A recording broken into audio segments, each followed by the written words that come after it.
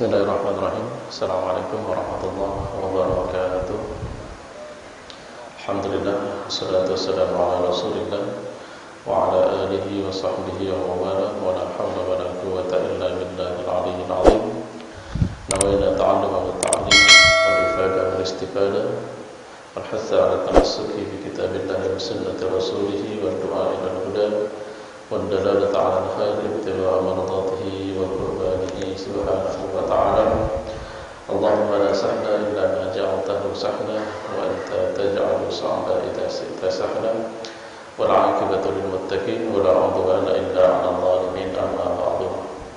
Kaum muslimin dan muslimat rahimakumullah, alhamdulillah kita diberikan oleh Allah Subhanahu wa taala kesempatan untuk bersama-sama melaksanakan sholat zuhur berjamaah, dan insyaallah akan kita lanjutkan dengan kajian minggu kedua, yaitu kajian sirah nabawiyah. Pada pertemuan yang lalu kita sudah membahas tentang bagaimana turunnya wahyu kepada Rasulullah SAW, di mana saat itu Rasulullah diberikan keinginan kuat untuk berkhalwat, yaitu pada saat beliau berusia 47 tahun, dan setelah itu beliau sering bertahandus, berkhalwat, berdiam diri di Gua Hira yang berjarak sekitar beberapa mil dari kota Mekah, sampai ketika usia beliau 40 tahun, tepatnya tanggal 17 Ramadan, Allah Subhanahu wa taala mengutus seorang utusan, yaitu malaikat Jibril, untuk mendeklarasikan diangkatnya beliau Muhammad sallallahu alaihi wasallam sebagai seorang nabi. Kemudian setelah Rasulullah mendapatkan wahyu tersebut, wahyu terputus, di mana para ulama berbeda pendapat untuk jarak berapa lama terputusnya wahyu. Ada yang mengatakan 1 tahun, ada yang mengatakan 6 bulan, ada yang mengatakan 4 bulan. Hanya saja yang kita pastikan bahwasanya saat itu wahyu terputus, yaitu ada jeda antara wahyu pertama dengan wahyu yang kedua. Pada saat baginda Nabi masih menantikan wahyu tersebut, satu hari Rasulullah SAW sedang berjalan di antara bukit-bukit yang ada di kota Makkah. Tiba-tiba beliau mendengarkan seruan, "Ya Muhammad, wahai Muhammad." Maka Rasulullah melihat ke kanannya, tidak melihat seseorang, ke kirinya, di depan dan belakang semuanya tidak terlihat ada orang yang memanggil. Kondisi sepi, tidak ada seorang pun yang berada di sekitar beliau. Sampai kemudian beliau mengangkat kepalanya dan melihat ke atas, maka beliau melihat satu pemandangan yang luar biasa yang membuat beliau menggigil ketakutan, yaitu Allah tunjukkan bentuk asli daripada malaikat Jibril. Di dalam hadis disebutkan bahwasanya saat itu malaikat Jibril duduk di antara langit dan bumi. Kepalanya tampak menjulang di langit dan kakinya menginjak bumi, dalam posisi duduk di sebuah kursi. Dan itulah bentuk asli daripada malaikat Jibril, yang digambarkan sayapnya, satu lembar sayapnya menutupi barat dan timur. Kalau kita merujuk kepada kitab-kitab lain, disebutkan bahwasanya penghulu para malaikat, yaitu malaikat Jibril, memiliki fisik asli yang sangat besar sekali.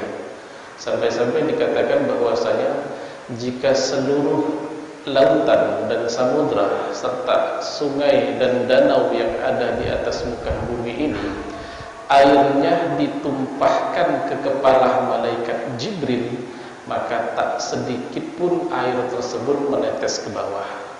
Itu saking besarnya, Pak. Kita di siram satu ember saja sudah basah kuyup. Ini satu dunia disiramkan air ke kepalanya malaikat Jibril, sama sekali tidak menetes. Artinya kurang dari satu tetes bagi malaikat Jibril. Saking besarnya fisik malaikat Jibril. Dan ini sengaja, karena setelah ini Rasulullah akan melihat banyak sekali keajaiban-keajaiban, banyak sekali hal-hal yang di luar nalar. Kalau awalnya Nabi cuma merasakan kedatangan yang tiba-tiba dari malaikat Jibril, kemudian hilangnya pun secara mendadak, tapi saat ini ditunjukkan sesuatu yang lebih dahsyat. Maka baginda Nabi berjalan cepat kembali ke rumah beliau, dan sebagaimana kejadian di wahyu pertama, beliau minta diselimuti. Nabi juga sama, saat itu minta kepada Khadijah untuk diselimuti. Maka kemudian turunlah ayat, yaitu wahyu kedua yang diturunkan kepada baginda Nabi, ya ayyuhal muddaththir qum fa'anzir wa rabbaka fakabbir wa thiyabaka fatahhir. Para ulama mengatakan bahwasanya ini adalah deklarasi kerasulan beliau. Artinya saat itu beliau resmi diangkat sebagai seorang nabi dan rasul. Iqra bismi rabbikal ladzi khalaq, ini adalah deklarasi kenabian beliau. Ya ayyuhal muddaththir adalah deklarasi kerasulan Muhammad sallallahu alaihi wasallam. Sebab apa? Seorang nabi itu tidak memiliki kewajiban untuk menyampaikan wahyu, menyampaikan risalah, tapi seorang rasul wajib untuk menyampaikan risalah. Maka yang sempat kita sebutkan dulu, jumlah para nabi dan jumlah para rasul. Rasul sudah pasti nabi, tapi nabi belum tentu rasul. Dan jumlah rasul itu jumlahnya ratusan, sementara jumlah nabi itu ribuan. Yang wajib kita imani cuma 25. Yang wajib kita yakini hanya 25. Jadi kalau kita diceritakan tentang Nabi Harun, Nabi Hanzalah, Nabi Daniel, nabi-nabi yang tidak termaktub di dalam Al-Quran dan tidak diwajibkan untuk diimani, tak jadi masalah. Kalau ada orang bercerita di sini dulu ada nabi namanya Nabi Luqman misalnya, kita boleh-boleh saja tidak percaya bahwasanya di situ ada Nabi Luqman. Takjil, tapi kita yakin bahwasanya memang ada nabi. Dan kita yakin bahwasanya Allah mengutus seorang nabi. Tapi yang wajib kita imani, kafir kita kalau kita tidak beriman, yaitu 25 nabi ini. Adam, Idris, Nuh, Saleh, Ibrahim, dan Ismail, Ishaq, Yaqub, Yusuf, Ayyub, Su'aib, Musa, Harun, Zulkifli, Daud, Sulaiman, Ilyas, Ilyasa, Yunus, Zakaria, Yahya, Isa, dan ditutup oleh baginda Nabi Muhammad sallallahu alaihi wasallam. Maka resmi beliau harus menyampaikan dakwah. Lalu apa yang dilakukan oleh baginda Nabi pertama kali? Begitu dapat perintah untuk menyampaikan dakwahnya, maka yang pertama kali beliau temuin adalah istrinya. Nabi mendatangi Khadijah, lalu duduk dengan Khadijah dan mengatakan, wahai istriku, Allah subhanahu wa ta'ala memerintahkan kepadaku untuk menyampaikan ajarannya. Maka ketahuilah, jika engkau ikut dalam ajaran ini, hendaklah engkau mengucapkan 2 kalimat syahadat, asyhadu an la ilaha illallah wa asyhadu anna muhammadan rasulullah, dan melakukan perintah serta menjauhi larangan. Maka dakwah pertama itu pada dasarnya harus kita lakukan kepada orang terdekat kita, yaitu pasangan. Dan jangan dikira gampang, Pak ya. Jangan dikira gampang mengajak istri itu. Jangan lupa, di antara 25 nabi yang wajib kita yakini dan percayai serta imani, ada 2 di antara mereka yang istrinya tidak beriman, yaitu Nabi Nuh dan Nabi Lut. Nabi Nuh 950 tahun berdakwah, dari usia beliau yang sekitar 1050 tahun. 950 tahun dihabiskan untuk berdakwah. Akhirnya yang beriman berapa? Adakah ribuan, ratusan ribu? Yang beriman cuma 80 orang, include di dalamnya keluarganya. Jadi kalau kita ngajak dalam kebaikan, orang kok kayak enggak mau diajak baik, berkali-kali diajak tapi kok enggak ikut-ikut, malah kok kayaknya menentang, biasa aja Pak ya. Jangan langsung emosi, ini diajak baik enggak betul, ini berhari-hari udah setahun 2 tahun diajak baik tapi tak berubah-ubah. Tenang, dakwah kita belum 950 tahun, sabar, tunggu sampai selesai 950 tahun masih juga tak berubah, angkat tangan, Rabbila tadhar 'alal ardi minal kafirina dayyara. Langsung doa Nabi Nuh. Ya kalau dakwah kita ditolak orang, ngajak orang kebaikan tapi kok enggak pernah sukses, sabar. Nabi Nuh sudah mengajarkan kepada kita bagaimana kesabaran dalam berdakwah. Yang lebih parah lagi, yang lebih menyakitkan lagi, di antara 80 orang itu tidak termasuk istrinya dan tidak termasuk anak sulungnya.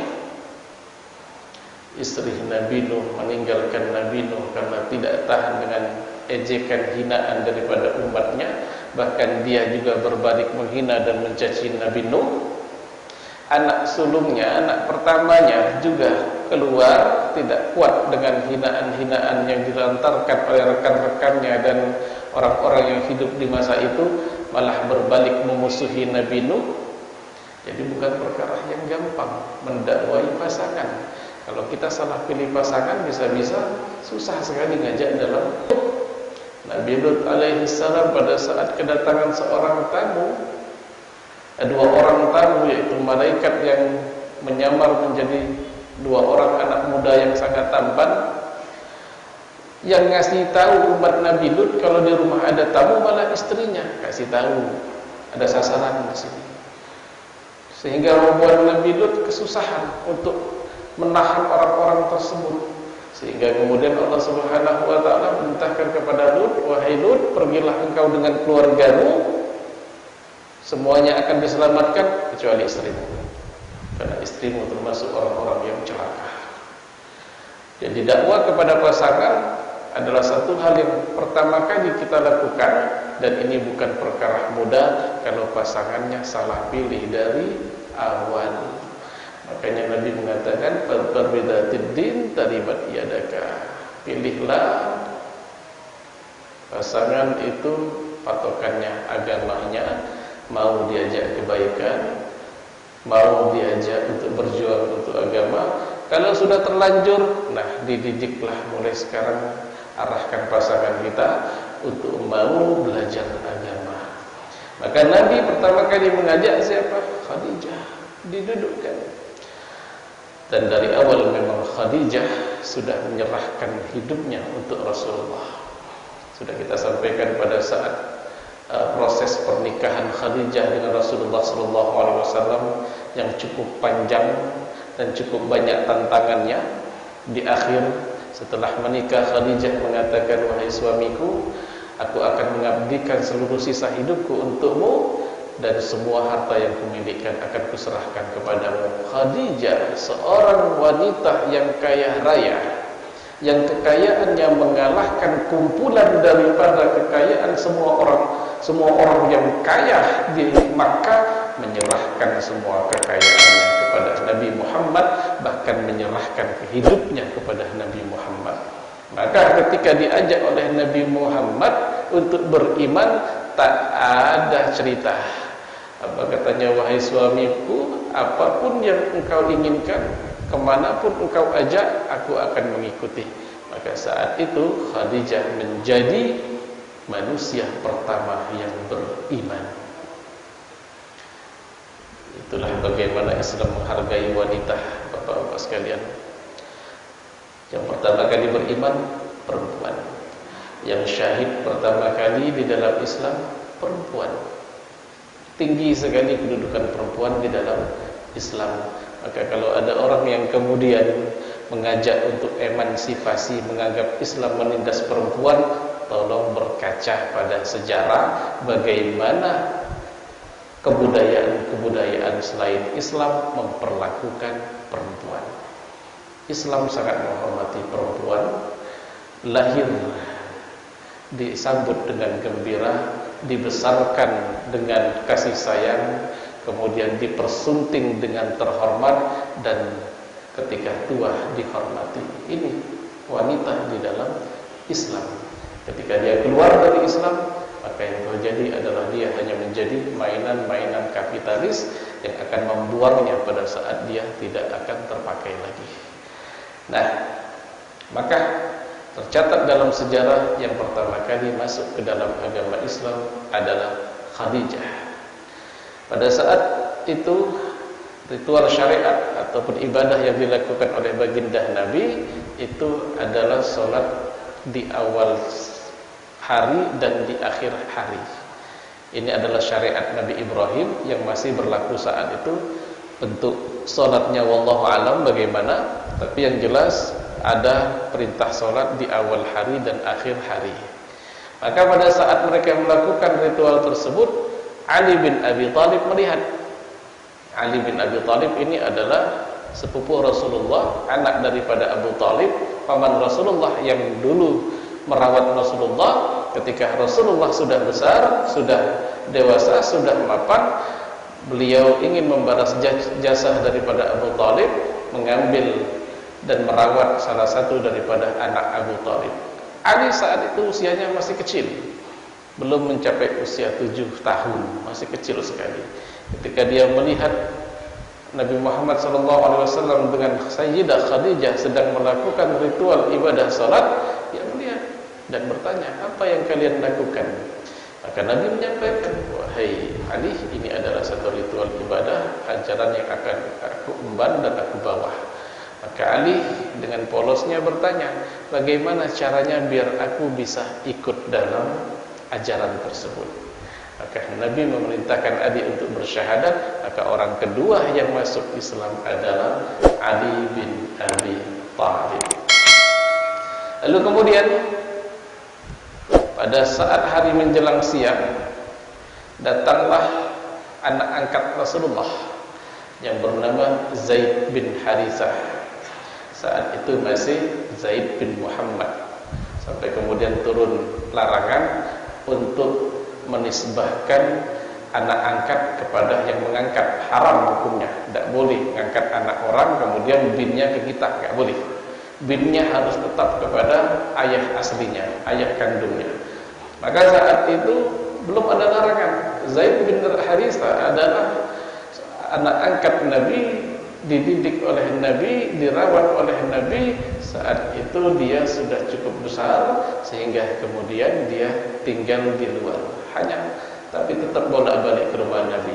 Pada saat sampai ke rumah Nabi, melihat bahwasanya 3 orang ini sedang melakukan ritual tersebut. Maka Zaid bertanya, wahai ayah, yaitu Nabi Muhammad, wahai ayahku, apa yang mau kalian lakukan? Maka Nabi menyampaikan, Zaid yang tahu bagaimana akhlak Nabi, bagaimana kejujuran Nabi Muhammad, bagaimana kebenaran daripada sikap Nabi, tanpa ragu untuk mengucapkan 2 kalimat syahadat. Maka 3 orang yang ada di rumah Nabi itu semuanya masuk ke dalam agama Islam. Lalu siapa lagi yang akan ditemui oleh Rasulullah SAW? InsyaAllah akan kita bahas keesokan harinya dalam waktu yang sama. Usi nafsi wa iyyakum bittaqwallah, wallahu muwaffiq ila aqwamit thariq, wastabiqul khairat. Assalamualaikum warahmatullahi